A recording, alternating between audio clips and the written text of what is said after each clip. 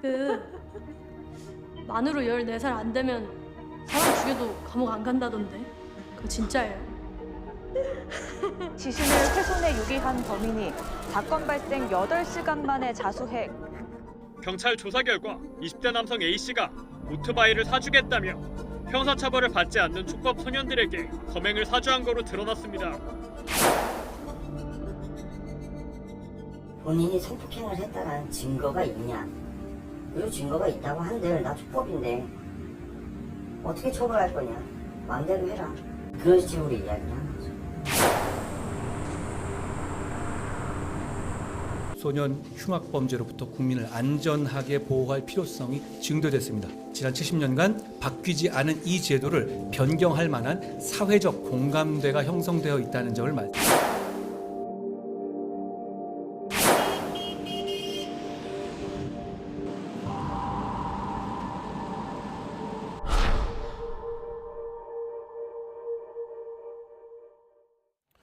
네, 오늘 저희가 이 문제 다뤄보려고 합니다.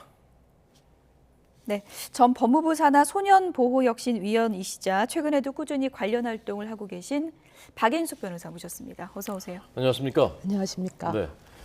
자, 저희가 이제 이 문제 어제 그저께 법무부가 발표했기 때문에 어제 그제 계속 이제 다뤘고요. 찬성하는 전문가들의 입장을 그동안에 또 들었고 오늘 저희 시간에는 여기에 이제 반대하는 입장인 박인숙 변호사의 의견을 들어보려고 합니다. 자, 우선 이 법무부의 어제 그저께 발표 내용을 잠깐 먼저 설명을 좀 더 자세히 드리겠습니다.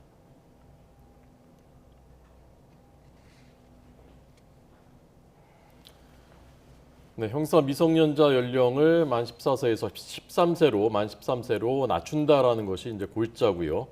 소년 범죄 예방과 재범 방지의 인프라를 구축하겠다. 소년원, 소년교도소의 교육과 교정을 강화하겠다라는 등의 내용이 그저께 발표된 것입니다. 우선 그 박 변호사님은 어떻게 평가하셨습니까? 저는 굉장히 우려되는 상황이고요. 특히 저는 지금 그 형사 미성년자 연령 하향, 그러니까 형사 책임 연령을 하향하면서 여러 가지 저희가 지금까지 좀 법무부가 했었어야 된다라고 얘기했던 것들이 이제서야 하겠다라고 하고 있는데요.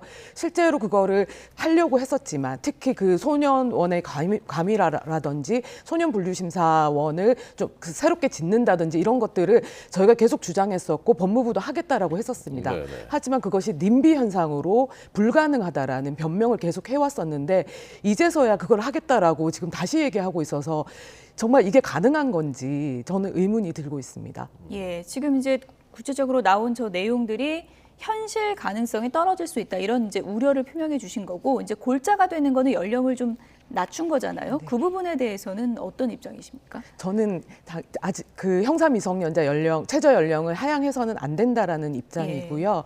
지금 우려되는 것은 지금 발표된 내용에 봤을 때 이제 통계를 사용을 하고 있는데 저는 이 뭐 여러 가지 통계를 혼용하고 있기 때문에 굉장히 혼란스럽습니다. 근데 가장 중요한 골자는 13세 소년이죠. 소년의 범죄가 흉포화됐기 때문에 그 보호처분뿐만 아니라 형사처벌도 해야 된다라는 것이 주요 내용이라고 생각하는데 그에 대한 통계는 명확하게 제시하고 있지 않고 제가 알기로는 그에 대한 통계는 존재하지 않는 걸로 알고 있습니다. 통계가 존재하지 않는다고요? 네, 그것을 제대로 수집하지 않았던 거죠. 그래서 국가기관에서 실제로 그 촉법 소년에 대한 통계를 정확하게 갖고 있지 못합니다.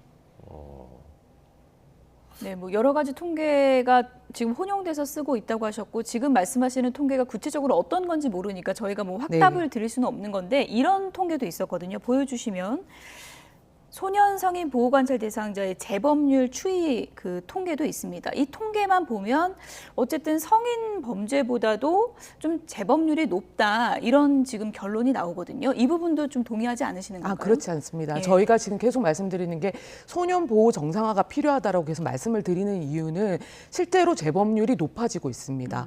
그러면 지금 촉법 연령 하향보다는 현재 지금 그 범죄를 범하여 지금 소년 보호 대상이 되고 있는 있는 아동들에 대해서 그들의 재범률이 높아지고 있기 때문에 예. 소년 보호가 제대로 되고 있지 않다라는 반성을 하고 그럼 무엇이 문제인지를 찾아봐야 된다는 건데요. 이번에 지금 그 발표한 보도 자료에도 보면 여러 가지 문제가 있다라는 걸 법무부가 인정하고 있습니다. 그 중에 이제 과밀 수용이라던가 예. 아니면은 아이들에게 지금 벌금을 부과하고 있다라던가 그 다음에 제대로 된 교육이 되고 있지 않다던가 여러 가지 지금 소년 보호에 그렇기 때문에 소년 보호도 정상화하겠다라는 걸 함께 발표했다라고 생각하고 있습니다. 네. 지금 말씀하신 그 부분들은 이제 그 부수적인 내용들일 테고 아마도 이제 법무부에서 핵심적으로 본 것은 아까 이제 영상에서도 봤습니다만은 그래 그렇지만 나 촉법인데 어떡할 거야 나 처벌받지 않으니까 마음대로 할 수 있어 이런 심리를 뭐랄까 그 막기 위해서는 일단 처벌받을 수 있다라는 것을 보여줘야 된다 그래서 시행해야 된다라는 것 아니겠습니까? 근데 저는 실제로 소년급법에 대해서 전문가가 아니면 잘 모릅니다. 실제로 변호사도 잘 모르는데요. 워낙 언론에서 촉법 얘기를 많이 하다 보니까 이제는 국민들이 촉법이라는 내용은 알지만 그것이 과연 무엇을 의미하는지도 정확하게 몰라서 가끔은 언론도 범죄 소년을 촉법 소년이라고 얘기하기도 하고 해서 정확하게 좀 인식하지 못하는 경우도 그것부터 많다라고 좀 정확하게 생각합니다. 설명해 주십시오. 그러면. 촉법 소년은 지금 현재 저희가 지금 형사 미성년, 그러니까 형사 책임 능력이라는 것이 있는데요.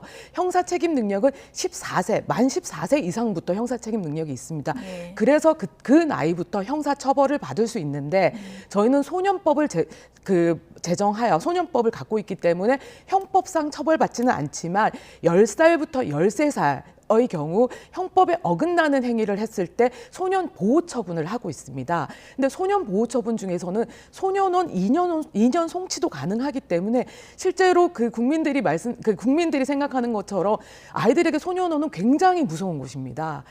그것을 알고 있는 만약 그 아이가 알고 있다라면 나는 처벌받지 않아. 나는 촉법이기 때문에 처벌받지 않아라고 얘기할 수 있는 아이들은 저는 없다라고 생각합니다. 소년원을 그러니까 2년까지는 보내고 있다는 얘기 10세부터 14세까지 지금 현재는 12세 이상만 소년원 2년이 가능하고요. 그다음에 10세부터 13세까지는 소년원 6개월 처분이 가능하게 되어 있습니다. 용어가 혼동되면 안 돼서 조금 전에 그래픽을 다시 한번 보여주시면 사실 저희도 이제 보도를 하지만 가끔 용어가 좀 혼동될 때가 있거든요. 10세 미만은 이제 범법 소년이라고 하고 그리고 10세에서 만 14세까지가 촉법 소년이었고 그리고 만 14세에서 19세가 범죄 소년 이렇게 이제 분류를 할 수 있는 건데 저희가 이제 촉법 소년 기준으로만 보면 지금 현행으로 돼 있었던 기존에 돼 있었던 부분으로도 처벌이 충분하다 이렇게 보시는 거군요. 네, 제가 지금 말씀드리고 싶은 것 중에 또 하나는 어제 예. 법무부 자료를 보면 14세 소년의 경우 지금 교도소에 수용된 인원이 한 명도 없다라는 내용이 들어있더라고요. 그 얘기는 뭐냐면 현재 지금 형사처벌을 받고 있는 14세 소년이 실제로 형사처벌을 받는다는 건 어떤 의미냐면 촉법의 경우는 바로 그 경찰에서 조사를 받으면 바로 소년 재판을 받게 됩니다. 굉장히 신속하게 그 범죄에 대해서 선고가 결정이 이루어지고 그에 대한 교육이 이루어지는데요. 예. 14세 소년 같은 경우는 반드시 검찰 송치를 해야 되고 검찰에서 소년 재판을 보낼지 형사 재판을 보낼지를 결정하게 되는데 그러면서 굉장히 그 아이들이 그 형사 재판에 놓여 있는 기간이 길어지고 심지어는 교도소에 성인과 함께 수용되는 경우도 있습니다. 그렇게 했음에도 불구하고 결국은 이 아이들이 소년 교도소에는 가지 않고 소년 보호 처분을 받아서 소년원에 수용된다라는 그런 얘기이거든요. 그러면 지금 계속 13세와 14세로 법무부가 비교를 하고 있는데 그러면 지금 14세의 경우도 소년 교도소에 한 명도 가 있지 않다라는 건데 13세로 내려서 지금 하고자 하는 것은 13세 아이도 지금 바로 소년 재판을 갈 수 있는 아이를 검찰을 거치고 소년 재판을 거치고 심지어는 구치소에 수용될 수 있는 상황까지 만들고도 결국은 소년 재판을 가는 이런 상황을 초래할 수 있어서 어떻게 보면 아이들이 구치소에 가서 범죄를 학습할 우려만 키운다. 저는 그렇게 생각합니다. 네. 이 사법체계라는 것은 이제 기본적으로 법을 통해서 이제 국민들을 보호하는 것이지 않습니까? 그러니까 이 아이들도 보호의 대상이지만 이 아이들로부터 피해를 입은 사람들 그 가족들 입장에서는 이게 이제 와닿지 않을 수도 있는 것이고, 근데 이제 현장을 많이 보신 분이니까 그러면 어떻게 하는 것이 가장 근본적이고 효과적인 대책이라고 보시는 것인지요? 제가 만난 많은 아이들은 실제로 어렸을 때 피해자인 아이들이 가해자로 바뀐 경우가 많았습니다. 가정폭력 피해자라든지 학교폭력 피해자라든지 성폭력 피해자, 아동학대 피해자 아이들이 결국은 가정에 머물 수 없어서 가정을 탈출하여 그때부터 이제 생계형 범죄인 절도부터 시작하게 되거든요. 그래서 촉법 소년의 경우 지금 어떤 범죄가 가장 많은지 보면은 흉폭한 범죄가 많은 게 아니라 실제 절도 범죄가 가장 많습니다. 그러면 이 아이들을 그럼 어떻게 해야 되느냐? 결국 이 아이들이 피해자였던 아이들이 가해자가 되기도 하고, 그러니까 처음에는 이 차터리 범죄로 많이 시작을 하게 되는데 그 아이들이 결국은 제대로 된 보호가 되지 않고 교육이 되지 않아서 더 범죄를 범하게 되고 재범을 하게 되거든요. 이 아이들은 자신들이 피해자였다 보니까 다른 사람의 어떤 피해에 대한 공감 능력이나 이런 것들이 떨어져서 실제로 자기 하는 행동이 어떤 문제를 초래하는지를 잘 이해하지 못하는 경우가 있습니다. 그래서 저는 공감 능력을 키워주고 피해자가 어떤 심정인지 스스로 알게 하는 이런 교육이 필요하다라고 생각합니다. 아이들 보호와 교육도 상당히 이제 중요하다 강조해 주셨고 이제 많은 분들이 그 부분을 이제 공감을 하실 것 같은데요. 이번에 이제 개정안에 반대를 하시는 입장이니까 저희가 찬성 쪽에서 좀 질문을 드리면 이번에 뭐 드라마 소년 심판도 굉장히 화제를 모았고요. 절도 범죄가 대다수라고 했는데 어쨌든 최근에 흉악 범죄, 살인 사건 범죄도 많지 않습니까? 그런 아이들조차 연령 때문에 처벌을 못하는 것은 사회적 정의에 부합을 하는가? 이런 또 질문을 갖는 분들도 많을 것 같습니다. 그러니까 제가 말씀드리고자 하는 것은 재사회화가 가장 중요합니다. 13살을 아이를 만약에 진짜 뭐 흉악 범죄를 저지르더라도 그 아이들을 아무리 오래 가둔다고 해도 제가 생각할 때 이 아이가 몇 살이 되어서 나올지를 생각해 봐야 된다고 생각합니다. 그럼 13살이 10년을 가뒀을 때는 23살에 우리나라에 그러니까 그 사회로 나오는 거고 20년을 가뒀을 때는 33살에 나오는 건데 가장 중요한 그 교육을 받아야 될 시기에 이 아이들을 격리만 시켰을 때 과연 우리 국민을 위한 이것이 옳은 정책인지를 전 살펴봐야 된다고 생각하고 이 아이들을 오히려 교육해서 그 행동을 하지 못해 그게 저희가 범죄 예방 저희가 하려고 하는 것과 부합한다고 생각합니다. 네, 그 강조하시는 재사회화 잘 가르치고 교화해야 된다. 그게 현장에서는 실제로 효과가 있습니까? 이렇게 잘하면 효과가 나타나던가요? 제가 그래서 말씀드리는 게 법무부 안에서 과밀 수용, 어떻게 보면 소년 분리심사원에 있는 시기가 굉장히 중요하거든요. 근데 제가 거기를 가봤더니 정말 아이들이 이렇게 그 상자 하나를 놓고 다닥다닥 붙어서 그때가 정말 반성하고 자기가 무엇을 해야 되는지를 생각해야 되는 시기인데 그게 지금 전국에 하나밖에 없습니다. 이런 지금 상황에서 뭐가 하나인 거죠? 소년 분류심사원이요. 분류심사원. 네, 그 분류심사라는 것이 너무나 중요한데 그것이 지금 하나밖에 없거든요, 전국에. 거기가 서울에 하나 있는데 너무나 과밀 수용이 심합니다. 그것도 지금 법무부가 인정하고 있거든요. 근데 지금 그것을 국민을 설득을 못해서 님비 현상 때문에 더 지을 수 없는 상황이라고 계속 막 얘기를 하고 있습니다. 그리고 소년원도 실제로 4인 1실을 하겠다라고 계속 막 얘기하고 있지만 실제로 이루어지지 못하고 있습니다. 이런 문제, 그러니까 소년이 본인들도 그 소년원에서 분류심사에서 너무 위험하고 너무 힘든 상황에 있다 보니까 실제로 반성하고 교육받기에 좋은 환경이 아니라는 말씀을 드리고 그 환경 개선부터 시작해서 소년을 어떻게 개선할지, 그러니까 소년 보호를 어떻게 정상화시킬지를 더 우선적으로 고려해야 된다라고 생각합니다. 예. 앞서서 뭐 법무부 자료 중에 재범률이 높다는 거는 사실 그렇다라고 이제 인정을 하셨는데 그게 이제 뭐 시설적인 지금 언급하신 그런 문제 때문에 재범률이 높은 경우가 많은 건가요? 실제로 교육도 제대로 이루어지지 않고 있습니다. 예전에 저희가 주장해서 왜 동영상만 틀어주는 그게 무슨 소용이 있냐라고 해서 최근에는 이제 그 은퇴한 선생님들이 오셔가지고 강의를 한다라는 얘기를 제가 듣기는 했는데요. 저는 소년원 아이들, 제가 진짜 소년원을 7년 정도 갔었는데 소년원에서는 아이들이 할 일이 없습니다. 그래서 TV밖에 보지 않거든요. 그 아이들이 그래서 책을 읽게 됩니다. 그래서 저희는 인문학 교육을 좀 할 수 있도록 그때 아이들이 정말 너무너무 할 것이 없어서 책을 읽는 시기인데 그 시기에 아이들이 필요한 공감 능력을 키우기 위한 인문학 소양을 키운다던가 여러 가지 교육을 하자, 법 교육도 하고 여러 가지 하자고 하고 있지만 제대로 이루어지고 있지 못합니다. 예.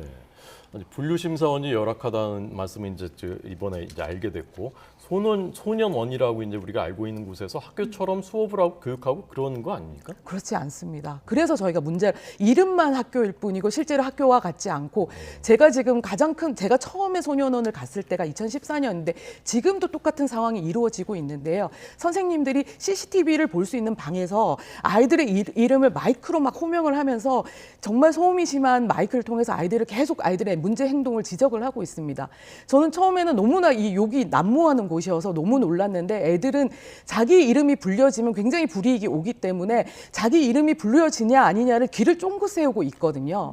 그러면서 이 아이들이 그 생활하는데 너무나 불안해하고 있고 너무 힘든 생활을 하고 있는 걸 제가 직접 목격하였고 그래서 제가 생각했던 것이 뭐냐면 그 국가기관이든 민간기관이든 지속적으로 소년을 방문해서 정말 지속적으로 그에 대한 인권 사항을 점검해야 된다.